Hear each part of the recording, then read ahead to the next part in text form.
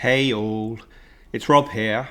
Now, if you're an entrepreneur and you're running your own agency or you're aspiring to start your own agency, then this podcast episode is definitely one for you. Because in this episode, I want to talk to you all about what it takes to run a successful and profitable and enjoyable agency. Now, I hope you're having an amazing week. I certainly am. I'm recording this from sunny Cape Town in South Africa, where I've been on a 2-week holiday and I have 2 more weeks working here. Now, I'm halfway through week 1, and it's really interesting because I seem to be working harder than ever. Now, that's partly because I haven't got a lot of distractions here. My office is in the Airbnb apartment that I'm in, but it's also because I know I'm going to reward myself later on in the day with a stroll around Cape Town or a visit to the shops or whatever. So the reason I'm telling you that is not to brag, but is because if you hear any strange noises, I'm right in the centre of town, so there's a lot of traffic noise. So apologies for that. Anyway, let's get on with today's episode. Accelerate your agency's profitable growth with tools, tips, and value-added interviews with your host, agency owner and coach, Rob DaCosta. Let's start this episode by painting a picture. Now, like every entrepreneur, you started your agency because you had a dream and a passion. You probably wanted to be in control of your own destiny, and maybe you even felt you could do it better than others. Now, that's certainly how I felt when I started my agency back in the early 90s. I had arrogant youth, I suppose, on my side, thinking that it was very difficult for us to find a good tech PR company. I used to work in the tech sector as a marketing manager. So I thought I would start my own PR agency in the tech sector, and the rest is history, I suppose. But it takes more than just passion and a good idea to run a successful business. So let me first outline the 3 things that it takes any kind of business to be successful. So any entrepreneur needs to be able to do all 3 of these things, not just one of them. Now, the first one is they need to be good at delivering the work that they do. So this is about revenue. This is about doing the work that your client engages you to do, whether that be writing content, organizing a press tour, designing a website, designing graphics and so on. And of course, when we start our own agency, we're going to be good at that type of thing because, that's what we've already been doing. However, it takes 2 other things to do that. If you're just good at delivering the business, but you're not good at the 2 other areas, your business is going to fail. And I'm pretty sure this is one of the key reasons why, whatever the stat is, 8 out of 10 businesses fail in their first year. It's because they also have to be good at the second and third thing. And the second thing is they have to be really good at strategy. And strategy, in its simplest terms, simply means, how am I earning money in the future? So strategy, think of it as, how am I going to earn money in the future? So strategy looks like things like marketing, sales, business development, pitching, planning, having a vision, having a strategy, and so on. And we need to be really good at doing that as well. And if we don't have that forward-looking plan, then our business is going to fail. And the third thing we need to be good at is admin. And admin is everything to do with running your business. So in the early days, that means just getting good systems in place and being organized. But it also means doing your finance, making sure you invoice on time, making sure you're good at credit control. And then as you grow, it means things like recruiting staff, recruiting freelancers, managing the staff, looking at growing systems and processes that will help your business grow. So we've got to be great jugglers. And let me tell you that one of the key reasons why businesses fail is because the entrepreneurial owner or the senior team don't allocate enough time to all 3 of those areas. Let's just take a scenario here. If I'm really good at revenue, but not really good at strategy or admin, then what's going to happen is I'm going to be really busy for the short term, and then I'm going to have, my business is going to fall off a cliff as projects come to an end. I'm probably not invoicing in time because I'm not very good at my admin, and I'm going to have all sorts of problems. If I'm really good at strategy, but not revenue, then I'm going to have lots of great plans in place. I might win business, but I'm going to lose it pretty quickly as well because I'm not good at delivering it. And finally, if I don't allocate enough time to admin, that's the running of my business, then I'm going to be super disorganized. I can't tell you the number of people I've spoken to who tell me, oh, I'm just too busy to do my invoicing, or I missed the end of the month. And that means, certainly for some of the bigger businesses, that means if you don't get your invoices out by the end of the month, you may delay your payment by another 30 days because bigger organizations tend to have a payment run on a certain date. And if you miss that date, you're going to have to wait another 30 days. So if you're not good at running your business, you're going to be disorganized and you're going to have massive cash flow issues. So if you want to be successful, fundamentally, if you want to run a profitable and successful agency, you have to be good at balancing your time between revenue, that's how I'm earning money today, strategy, how I'm earning money in the future, and admin, which is everything to do with how I run my business. So make sure you allocate enough time.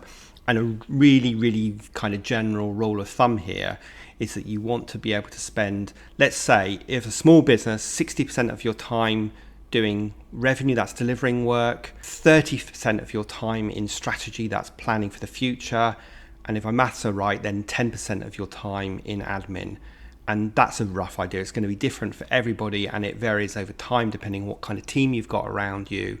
But don't be fooled into the fact of getting so caught up in delivering client work that you don't have time for the other stuff, because I guarantee you will not run a profitable and successful agency. So let's move on to talk about the 5 traits of a successful entrepreneurial agency owner or a senior team.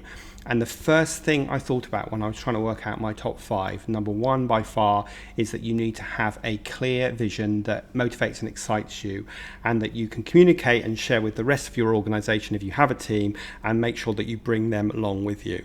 And what does a vision look like? Whilst I don't want to go into a ton of details in this podcast about that, because there's plenty of other stuff that you can find on my website or other places, but a vision needs to talk about the destination that you want to reach, and it needs to describe that destination in terms of the sales that you want to make, in terms of the type of customer that you want to have, in terms of the type of agency that you want to have, in terms of the staff that you need, what systems and processes do you need to support that vision, and how are you going to measure the steps along that journey. So that's what your vision looks like. And of course, you then need to turn that into quarterly strategies, and then turn those quarterly strategies into monthly plans, and then where you possibly can delegate some of these activities and projects to be owned by other people in your agency. So that is the number 1 thing you need to have if you want to run a successful agency, is some form of documented vision.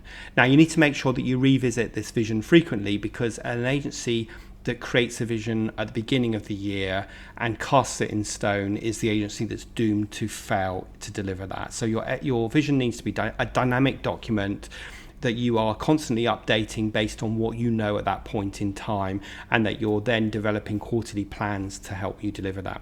And if you have this concept of 12-month vision, quarterly strategies and monthly plans, then before you know it, your monthly plan will deliver that 12-month vision. So number 1, have a clear vision. Now, the second thing you need to do, perhaps almost before you even have a vision, is get super clear on who you are and who you are not as an agency. So that means finding your niche that is profitable, that is enjoyable, and that you really commit to. I've said this many, many times, and no doubt I'll be saying it in future podcasts as well, but the agency that has a clear niche will always win against the agency that's trying to please everybody and be a generalist.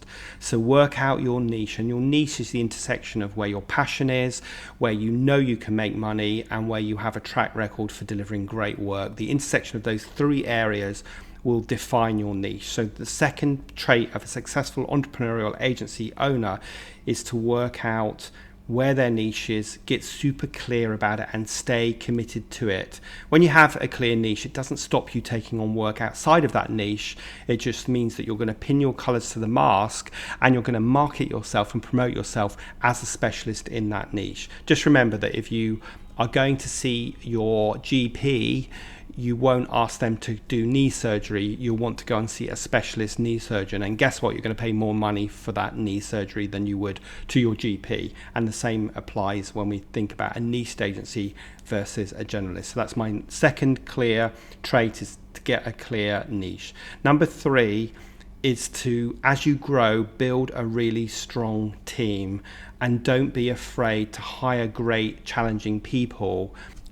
The agency owner who is really controlling and wants to stay in control and wants to know about everything, and therefore creates a bottleneck for themselves because all the clients want to work with them, is the agency owner that won't be able to grow their business. Whereas one who realizes what I really need to do is hire really smart people, delegate as much down to those people as possible, is the one that will be successful in growing their agency. And this brings me on to my fourth point, which is that the agency owner needs to focus their time on the things that they can only do, which is normally things to do with the vision, with the strategy, with the product development, and with kind of the strategic business development. And they work out ways of delegating everything else to other people. Now, if you're a one-man band, you might be sitting here thinking, Rob, that's fine, but I don't have anyone to delegate to. But we always do. We can either hire freelance staff, or we can hire a virtual assistant, or we can look at ways of automating things, which I've spoken about in previous podcasts. But there are always ways of delegating. And sometimes delegating means stop doing the things that actually aren't moving you forward. So the question as the owner, you always want to be asking yourself is, am I doing the things that are really moving my agency forward? Or am I getting distracted by things that I know I can do well, but actually other people could do as well? Or just being distracted by shiny new object syndrome, by being seduced by some sexy new idea, but it isn't driving me forward to deliver that vision. So every day you want to kind of ask yourself, am I doing the things that are moving us forward to deliver that vision? And am I doing the things that only I can do? Now, not am I doing the things that I can do better than other people, because in our arrogance, we always think we can do better than other people, but that isn't the question. The question is, am I doing things that only I can do? Or do I need to train other people to do those tasks? Or when I delegate, do I need to accept the fact that they may not do it as well as me, but that's okay because they'll do it well enough? So my fourth point is focus your time on things that only you can do and delegate everything else. And my final fifth trait of a successful entrepreneurial agency owner is one that is mentally tough. And what that means is they need to be resilient, and perhaps most importantly, they need to put really good boundaries in place so that they can identify the difference between their work life and their personal life. They can not try to be friends with everybody in their agency or friends with all the customers, but they have really strong boundaries, and that they're in control so that the world isn't happening to them and things happen that derail you from your vision. If you're mentally tough, then even if things do happen that derail you, you have ways of righting yourself. And you know, the whole thing around mental health and mental toughness is becoming a more and more frequent conversation, and one that I'm going to talk about in a future podcast because I think it is so important. We need to create the right culture in our agency so that we can have mentally resilient staff, which means people that perform at their best, that are not absent a lot of the time and are not being stressed. And of course, part of that means winning the right kind of client as well. And that comes back to the second point about getting a clear niche, because when we have a clear niche and we win the right kind of clients in that niche, we can always do great work for them. And those particular clients will always appreciate the work that we do. And therefore, we're likely to have a stronger relationship with them, which means that, you know, we're not going to get so stressed about working with them. Now, I just want to pause at this point in the podcast and tell you about the Agency Accelerator Mastermind group, which the doors are opening in a couple of weeks' time. So I wanted to make sure that you are one of the first to hear about it. Now, the Agency Accelerator is a 12-week hybrid coaching program that consists of one-to-one sessions with me, group weekly coaching calls, plus access to over 40 hours of online content and resources such as tools and templates. So if you want to find out more about it, head over to dacostacoaching.co.uk/agency-accelerator. That's dacostacoaching.co.uk/agency-accelerator. So you can find out a lot more about it, and make sure that you register your interest, because we are only taking 20 people onto the program. We already have some people that have registered their interest, so I don't want you guys to miss out. As I said, the doors open in a couple of weeks' time, and they'll only be open for a few days for people to sign up, so make sure you registered your interest. Okay, back to today's podcast. I thought it would be a fun thing to do to list 5 do's and 5 don'ts of running a profitable and successful agency. And to be honest, when I was compiling this list, I could have probably done 20, but let's stick to 5 do's and don'ts. So let's start with the don'ts. Let's do the negatives, because I'm sure you can relate to some of these points. And to be honest, I know I've done some of these things as well. So let's focus on them. Number 1, don't put all your eggs in one basket. You may win this really big client that gives you a lot of work, But I guarantee you at some point in the future, something's going to change that's outside of your control. And that could well mean you falling off a cliff of losing a lot of revenue if you lose that big client. So if you do win a big client, that's fine, but make sure you're mitigating your risk by winning some other clients as well, or making sure that you spread your risk so you have a number of clients and that you're not getting 80% of your revenue from 20% of your clients. So make sure that you don't put all your eggs in one basket and mitigate that risk so that you don't fall off a cliff at some point in the future. That's number one. Number two is don't hire staff solely in your like. There's a real tendency to hire people that we can really relate to, that we really understand, that has kind of the same temperament and personality and probably has the same kind of values as you. And that's fine, but if you hire a team of people who are just like you, then you're not going to get a really sort of balanced viewpoint of the world and a really solid kind of devil's advocate management team that's going to make sure that you are growing your agency in the most sort of successful way possible. So that's number two, which is don't hire people in your like. Sometimes we need to hire people that we don't quite get, but people have a very different viewpoint to us, and that helps us create, like I say, a really good, well-rounded team. You'll often find in bigger agencies where there is a finance director or a finance manager that they seem to be really different to the rest of the management team. They're much more black and white. They might be a bit more pessimistic in their viewpoint, but they are really, really important. And I'll just tell you a quick story here. When I sold my agency, and I sold my agency to a big American company, and I was part of about a 12-man board on this company. And when we used to have our monthly board meetings, everybody was really similar, and everybody used to get really frustrated with the finance director because he would always be the yes, but what if person. He was that person who was playing devil's advocate, and he often had a very different viewpoint to everybody else. But in hindsight, I realised how crucial he was as part of that decision-making process. And he was a really good example of not having people who are all in the same like. So when you hire your number two and your number three, make sure you get that balance right. That's number two. My third don't get seduced by shiny new objects. We are all guilty of that. The other day I got an email from some company saying we've got this fantastic new piece of software that is a great way of driving traffic to your website, and we guarantee you that you'll get all this extra traffic. So I went down this kind of rabbit hole of thinking, that sounds interesting, and investigating that. And of course I wasted half an hour of my life to realize that actually, it wasn't really doing what it said. It was not going to work for me at all. And it is really easy to get seduced by shiny new objects, especially when the place we're standing in feels really difficult right now. It's easy to say, oh God, this is a hard market to be in. I know, I'll go and diversify into that market, or this is a really hard product to sell, so I know I'll go and develop another product as well. And all that does is distracts us and takes us away from our core focus. So we are in a world of information overload. We are bombarded by social media, by new apps, new software technology, by people, by emails, by newsletters, and so on and so on and so on. So it is really, really easy to get distracted. And to that end, you should really limit the time that you spend looking at all those things. So my third don't be seduced by shiny new objects. And my fourth point, which might be a bit of a controversial point, but I really believe this, is don't outsource the sales function. I have seen time and time again agencies that have outsourced their sales function to an external company, or they brought in a highly paid sales director or business development director who promise the earth, and they're great in an interview because of course they're salespeople, but fail to deliver. In the early days of running an agency, you are the best person to sell your business. And you may not like selling, but you are by far the best person. And if you're really passionate about what you do, then when you're selling, that passion will come across and people will buy that from you.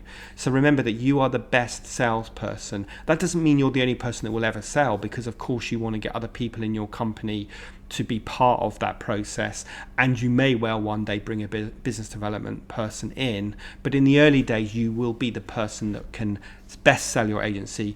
And when you are seduced by the idea of outsourcing the sales function to an external agency, I almost guarantee you it will fail. So I want to save you a load of grief and definitely a load of money by telling you that in the early days of your business, don't outsource the sales function. And I would even question a larger business, if they were outsourcing it to an external party, whether that would really work. Honest to God, guys, today I just feel like things like telesales just doesn't work, because it kind of contradicts that sales funnel of know, like, trust. So cold calling just doesn't work. You have to find other ways. Not that I'm suggesting outsourcing the sales function just about cold calling. It's not. It's about everything else. But just remember, you are the best person to represent your business, and you are the best person to sell your business, because people will pick up on the passion that you have for the service that you offer and the belief that you can do a great job for your clients. So that's number 4, don't outsource the sales function. And number 5 kind of follows on from that, which is don't look for a silver bullet, because it just doesn't exist.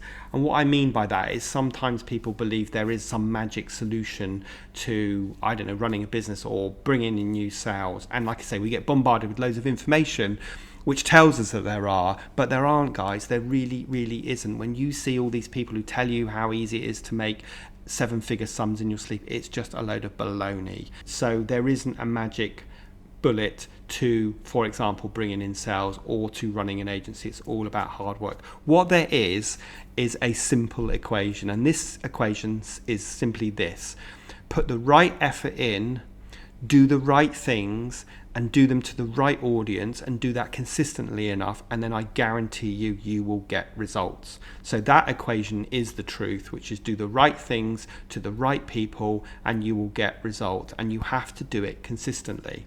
So there we go. That's my first 5 don'ts, which is don't put all your eggs in one basket, don't hire staff solely in your like, don't get seduced by the shiny new objects, don't outsource the sales function, and don't look for a silver bullet solution, because it doesn't exist. So, okay, my negatives now, let's turn it into a positives. Let's say, what are the 5 key things that I think you should be doing if you want to run a profitable and successful growing agency that you're excited about and that you really enjoy the journey? So number 1 is get focused and revisit your vision regularly. We've already talked about the importance of developing a vision, a strategy, and an action plan.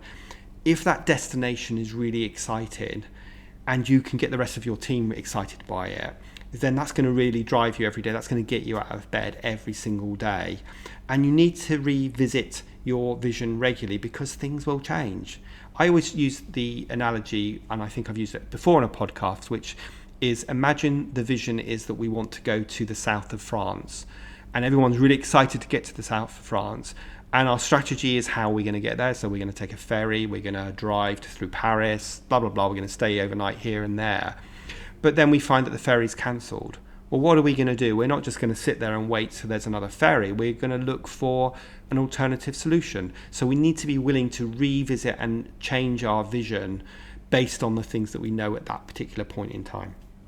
That's number 1. Number 2, which kind of follows on from that, and I think it's really, really important, is that you put metrics in place in your agency to constantly measure the performance and the progress of your agency and make adjustments accordingly. Now, if you've got some key metrics, milestones, whatever you want to call them, KPIs in place that you are measuring on a monthly or an ongoing basis, then it helps you make really good decisions, and it helps you make those decisions with confidence, such as when should we be making investments like hiring a member of staff or investing in that new technology or spending more money on marketing. If you don't have those metrics in place, you'll always be hesitant. Yes, but should we really do that? I know we've had a good few months, but should we really do that? What happens if we don't have a good few months? If you've got the metrics in place in advance, then you can simply say, okay, guys, we've hit that metric. That means I'm now confident enough to make this investment. So that's my second do, which is put metrics in place to constantly measure and adjust the performance of your agency. Number 3 kind of goes right back to the beginning of this podcast, which is make sure no matter how busy you get delivering client work, that you are always investing time in strategy. Because if you don't invest time in strategy, i.e. future of your agency, business development and so on, then you're going to have problems in the future and you won't grow in a sustainable way. So the way you want to think about this is that if I have allocated, say, a day a week to work on strategy, then I only have 4 days to do other stuff. And I might need half a day to do admin. That means I've only got 3.5 days a week to do client work. And when I've filled that capacity with idle client work, I need to figure out a way of getting more capacity, hiring somebody else or outsourcing. What I don't want to do is just take the day I allocated to strategy and fill it with client work. Now, I know it can't ever be as rigid as that, but that's the kind of mentality you need to have. So you have to have this idea of allocating time to strategy no matter how busy you get delivering client work, if you want to grow in a sustainable, enjoyable and pain-free way. That's number 3. Number 4 is, and I think this is a really important point, remember that there is no blueprint of how your agency should grow. Let me just say that again. There's no blueprint of how your agency should grow. It's all down to what you want, your aspirations. What success looks like for you is enjoying the journey and building something that you are super proud of, not doing something because others think you should do it or because you think you should do it. I remember years ago doing some vision work with a marketing agency, and we meet typically once a month. So we did the vision work, we created this vision, and then I went back the next month and my client said to me, "I'm really sorry, Rob, I wasted your time last month because upon reflection, that vision that we captured for my 3-year plan isn't really what I want to do."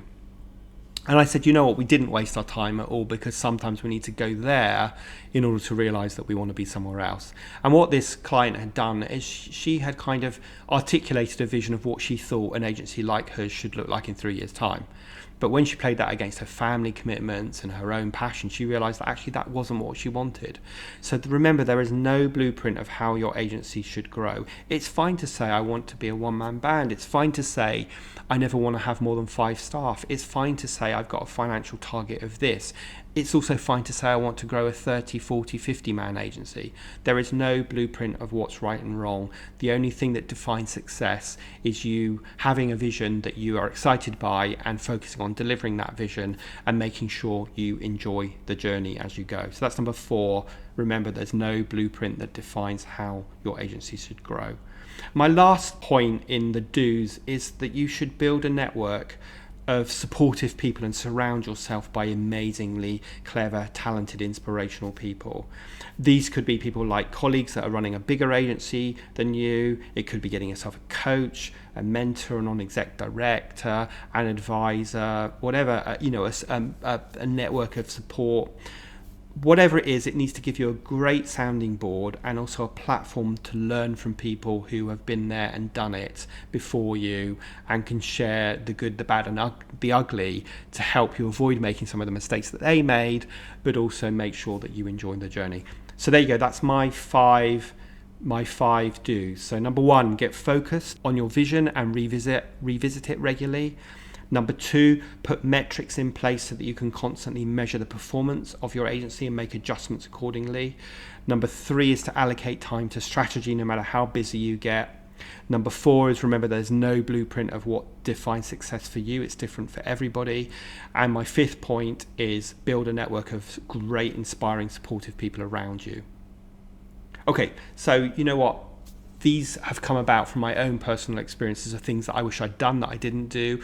And they've also come about from some of the work I've done with the 350 plus agencies I've worked with over the last 14 years. So I really hope this podcast has provided some really good value for you. I want to make sure that as you grow your agency, that you do it not only in a profitable way, but in an enjoyable way as well. Because, when we're led just solely by money, we're never going to do our best work. We're never going to be really excited. But when we are following our passion, then money follows. And it's so important that we enjoy the journey as well as the destination. So that's it for this podcast. I hope you found it successful. Make sure you read the show notes where I'll put some additional links that I think are connected to this podcast. I have a growth package and a sales package on my website which has a whole bunch of free tools and downloads, so I'll link to that in the podcast notes, and I look forward to you joining me on the next episode of the Agency Accelerator.